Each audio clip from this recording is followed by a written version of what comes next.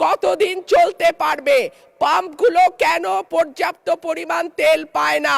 তেলের মজুতদারি, জ্বালানি মন্ত্রীরা যখন গণমাধ্যমে কথা বলেন তখন মনে হয় বাংলাদেশে আল্লাহর রহমতে কোনো সংকট নাই। মাননীয় সদস্যবৃন্দ, please let us discipline ourself. ওনারা যদি পরিষ্কার করে বলেন বাংলাদেশে বর্তমানে কত দিনের অকটেন ডিজেলের মজুদ আছে। মাননীয় সংসদ সদস্য রুমিন ফারহানার বক্তব্য চলছিল, বিষয়টা একেবারেই অগ্রহণযোগ্য যা করা হয়েছে। আমি এটার জন্য দুঃখ প্রকাশ করছি এবং আমি এটার নিন্দা জানাতেও বাধ্য হলাম। ধন্যবাদ মাননীয় সদস্য। মাননীয় চিফ হুইপ প্লিজ আপনারা বসেন দয়া করে। মাননীয় চিফ হুইপের মাইকটা দেন প্লিজ।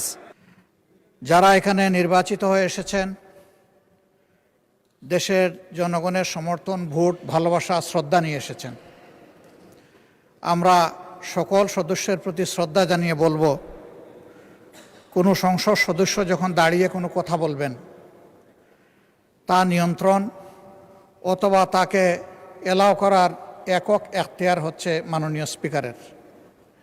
সেই জায়গায় আজকে লক্ষ্য করলাম যে একজন স্বতন্ত্র সংসদ সদস্য তিনি যখন কথা বলছিলেন, দুঃখজনকভাবে ট্রেজারি বেঞ্চ থেকে সম্মানিত কিছু সদস্য এমন কিছু অঙ্গভঙ্গি করেছেন যেটা আমার বিবেকে আঘাত লেগেছে।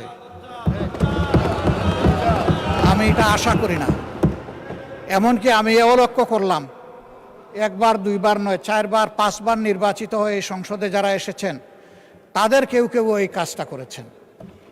আমি এখানে তাদের নাম বলে আমি নিজে লজ্জা পেতে চাই না।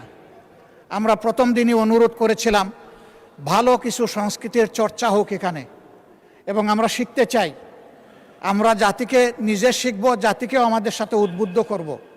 মাননীয় স্পিকার, আজকে 2 বারই লক্ষ্য করলাম যে ট্রেজারি বেঞ্চ যেখানে আপনাকে সবচেয়ে বেশি সহযোগিতা করার কথা, সেখানে আপনি বারবার অনুরোধ করা পক্ষেও তিনারা চালিয়েই যাচ্ছেন। আপনি মাইক দেন নাই, তারপরেও সংসদে কি হচ্ছে আমরা কিছুই বুঝতে পারছি না।